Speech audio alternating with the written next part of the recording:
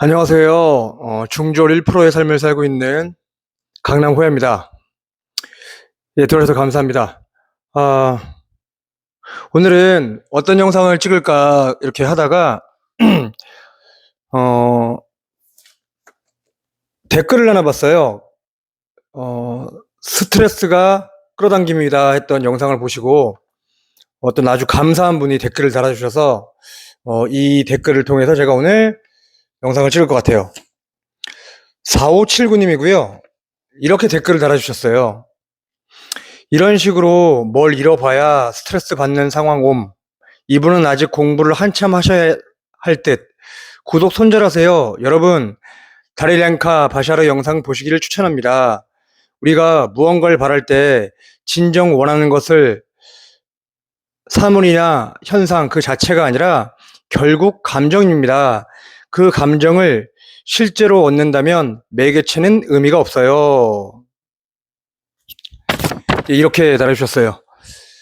너무 감사합니다. 제가 오늘 이 영상 찍게 해주신 이 4579님 너무 감사드려요. 왜냐면, 제가 시크릿과 끌어당김의 법칙을 얘기를 할 때 이 영성적인 부분, 감정적인 부분은 조금 더 구독자가 쌓이고, 그리고 또 깊이 있게 들어가려고 했는데, 이런 너무 멋진 질문을 주셔서 오늘 설명을 드릴게요.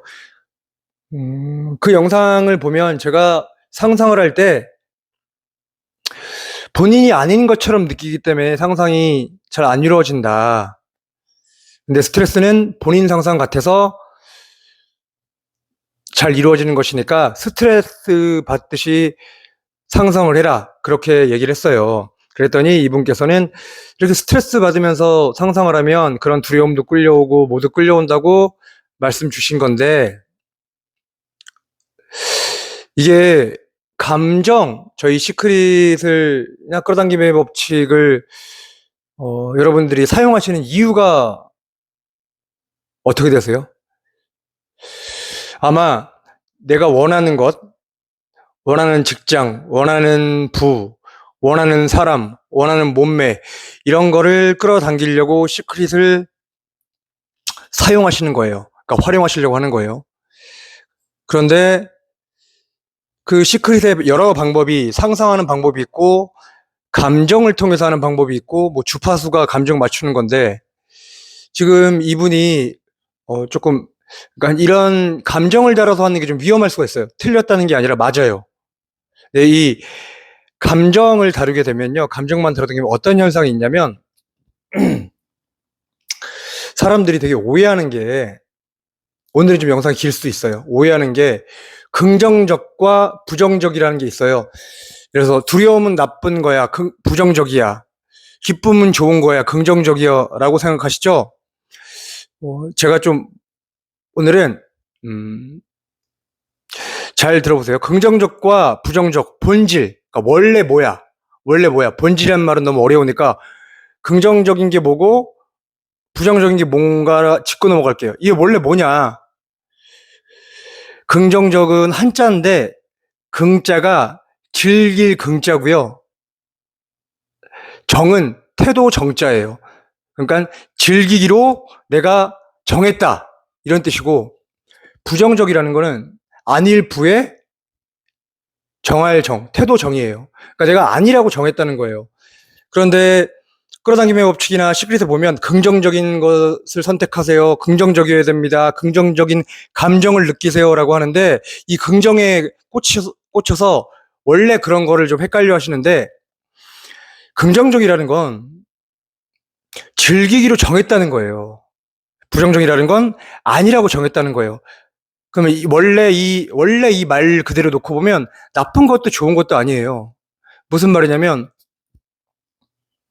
두려움이 꼭 나쁜 건가요? 두려움을 긍정적으로 우린 대하면서 살아요. 어떤 거냐면 롤러코스터를 타거나 바이킹을 타거나 놀이공원으로 가요. 근데 그게 무섭죠? 두렵죠? 그 두려움을 긍정적으로 바꿨어요. 어떻게? 내가 즐기기로 정했으니까. 부정적이란 말 나쁜가요? 부정적인 것도 나쁜 게 아니에요. 내가 어떤 상황이 있을 때 아니라고 정할 수도 있는 상황도 필요해요. 그쵸? 우리가 부정적인 걸 사용할 때 어떤 것이 있냐면, 우리가 누군가의 어떤 이론이 무조건 긍정적으로 즐기려고 하는 것이 아니라고 가정을 하고, 아니라는 가정을 하고 내가 태도를 정하고 그걸 바라보면 좀 메타인지, 내가 얘기하는 메타인지, 내가 이걸 아느냐 모르냐를 정확히 정할 수 있어요. 그래서 부정적인 사고가 없으면 우리는 판단할 수가 없어요. 무조건 긍정적으로 바라보면, 다 즐기기로 정하면 어떨 때는 이것이 나한테 안 좋은 영향을 줄 수가 있는 것이에요. 그러니까 부정과 긍정이라는 이 이원법, 그러니까 흑백을 놓고 보다 보니까 스트레스가 무조건 나쁘다라고 생각하신 것 같은데, 스트레스를 우리는 긍정적으로 즐기시면 돼요. 스트레스를 즐기기로 하는 거죠. 그래서 제가 여러분 고통스러우셔야 된다는 거라고 하고, 이 전 영상에 도파민 영상을 얘기했던 게 뭐였냐면, 고통 다음엔 반드시 도파민이 나오고, 그리고 긍정적인 것이 들어온다. 그러니까 즐기기로 한 그런 것들이 나온다였다는 거고, 그리고 이 감정이 여러분 결과 같죠? 주파수를 맞출 때 결과에, 감정에 맞춰놓고 무언가를 끌어당기려고 하는데, 이게 위험할 수 있는 이유가요, 이 감정을 다루는 직업이 있습니다. 이 감정으로 먹고 살고, 이 감정으로 시크릿과 같은 삶을 사는 직업이 있어요. 그게 뭐냐면 배우입니다. 배우예요. 제가 사실은 한 10년 정도 배우를 했었어요. 연극도 했었고요, 영화도 했었고. 오늘 좀 창피할 것 같은데, 제가 제 영상, 연기하던 영상을, 연기 못할 때 영상을 아마 편집해 넣을 것 같아요. 그러면은 하십시오.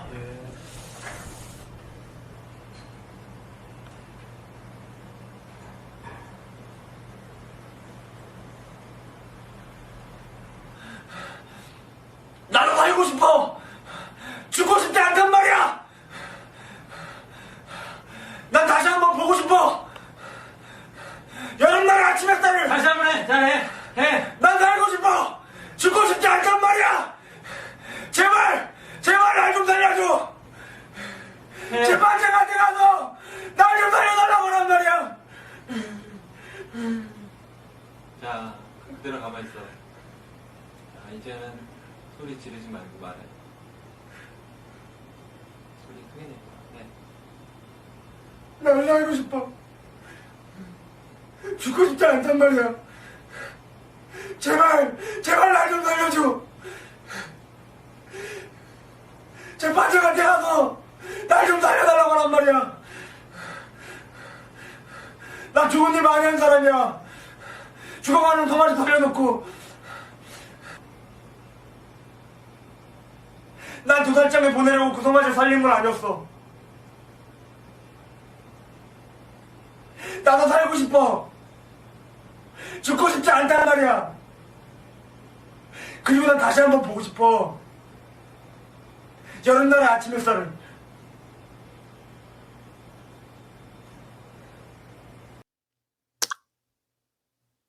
영상 재밌게 보셨나요? 못 보겠죠? 연기 더럽게 못하죠? 이게 왜 그러냐면, 처음 연기를 못하는 배우들이나 잘하는 배우들 여러분들 다 아시겠지만, 연기를 잘하는 배우들은 와, 어떻게 저런 감정 상태로 연기를 하지? 와, 어떻게 저렇게 반응을 하지? 이런 걸 거예요. 그런데 제 연기를 보셨으면 알겠지만 저는 감정은 잡았어요. 감정이 빠졌어요.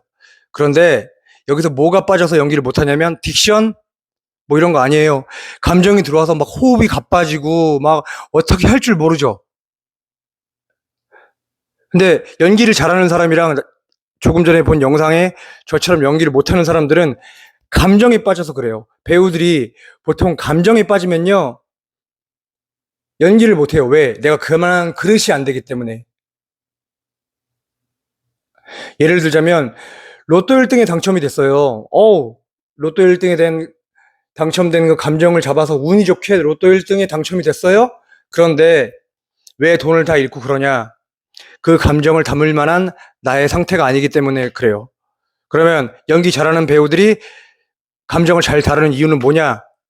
제가 늘 말씀드리지만 바로 사명입니다. 사명. 감정에 치우치면요, 내가 그런 상태, 그만한 그릇이 안 되기 때문에 그렇게 호흡도 안 되고 말도 안 나오고 대사도 안 되고 우리 삶이 그렇게 될 거예요. 그런데 사명을 가지면 그런 상태에 있는 거예요. 제가 연기한 대사를 보면 난 살고 싶어 재판장한테 가서 날 좀 살려달라고 하란 말이야 라는 대사를 계속해서 하는데, 나는 그냥 살고 싶다는 대사만 했기 때문에 나란 상태가 어떤 사명이 없이 그냥 그 대사와 감정으로만 끌고 나가니까 제가 그걸 다룰 수가 없는 거예요. 다른 연기 못하는 배우들도 대사와 감정만 쫓으니까 아무리 딕션이 좋아도 멋져 보이지가 않고 그걸 다룰 수가 없는 거예요. 그래서 내가 어떤 기분 좋은 상태를 막 그리고 내가 풍요의 상태를 즐기고 결핍의 상태를 저버린다고 막 그런 감정을 당기시는데요. 그게 왜 말이 안 되냐면, 좀 힘드냐면, 제가 연기했던 것처럼 우리 평소의 상태에 갖고 있는 것밖에 우리는 상상해서 느낄 수가 없어요. 그런데 내가 100억 부자를 상상을 해서 그 감정을 빠졌다고 쳐요. 근데 그런 경험은 없어요. 근데 100억 부자가 되죠? 그러면 아까 제 연기처럼 볼품없고 망가지고 호흡도 안 됩니다. 그런데 사명을 갖게 되면 이뤄놓은 가정에서 그 100억이 중요한 것이 아니라 그 감정이 왔더라도 내 멀리 있는 인생의 목적, 그것이 있기 때문에 감정을 견뎌낼 수가 있어요. 더불어서 나를 마음에 들게 하려고 그 감정 상태도 버텨낼 수가 있어요. 사실 감정 상태로만 가지고 시크릿을 이루려고 하면 좀 한계가 있어요. 그래서 제가 말씀드리는 거예요. 우리 일상생활에서 내가 기분 나쁘잖아요. 그럼 기분 나쁜 것들을 끌고 오죠. 매번. 우린 그런 걸 경험해요. 기분 좋아요? 그럼 기분 좋은 거를 끌고 와요. 내가 1,000원을 끌어당겨요? 1,000원 쉽게 끌려와요.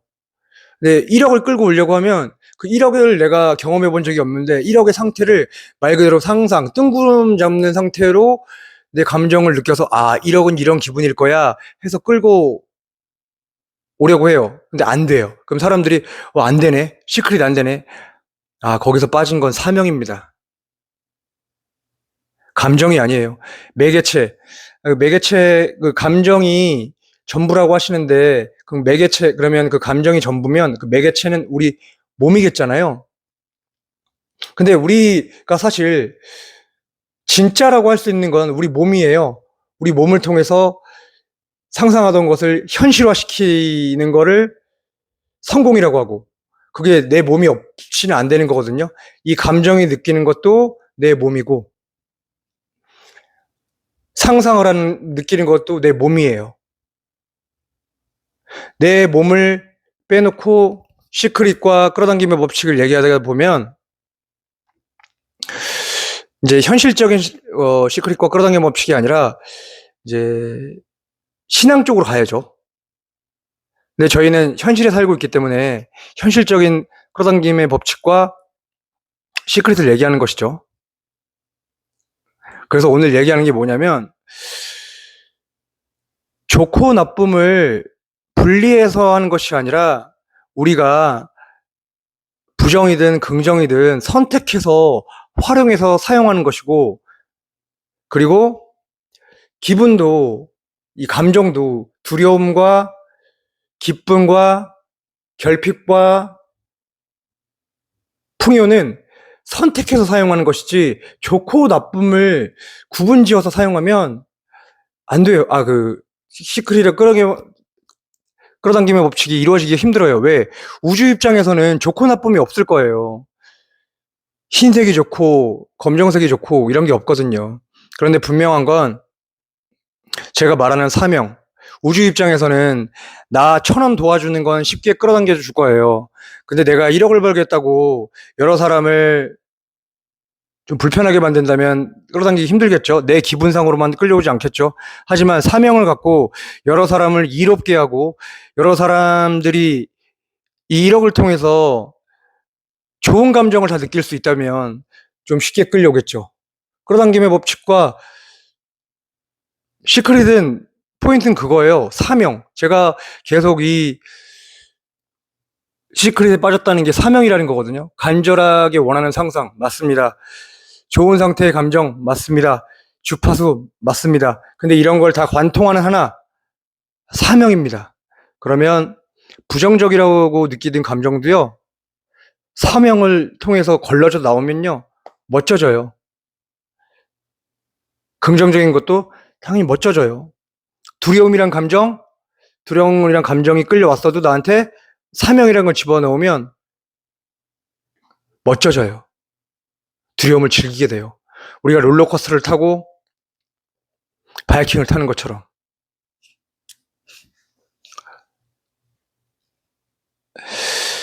인생은 따지고 보면 연기와 같은데 대배우들은 연기를 굉장히 잘하고 연기를 못하고 잘 못 먹고 못 살고 인기가 없는 배우들은 사명이 없어요. 연기를 할 때. 감정과 대사에만 집중해요. 기술이죠. 그런데 대배우들이나 스타들은요, 연기를 잘하시는 배우들은 사명이 있어요. 그 캐릭터에 대한 사명. 그 순간순간에 어떤 감정이나 대사를 중요시 여기는 게 아니라 사명. 그 캐릭터가 갖고 있는 원래 그런 거. 그러면 그런 것들이 나한테 툭툭 쳤을 때 반응이 달라지고, 그러니까 대사가 멋져지고, 감정이 멋져지고, 그렇게 되는 거예요.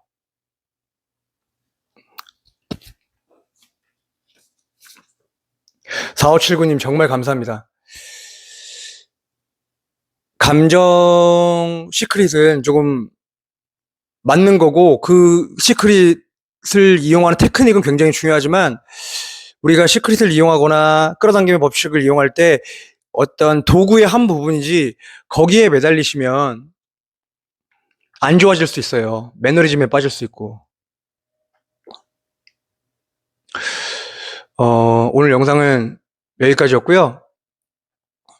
오늘도 나를 마음에 들게 하는 하루 만드시길 바랍니다. 그리고 사명과 함께 하시길 바랍니다. 예, 그리고 구독과 좋아요 부탁드리겠습니다. 예, 감사합니다.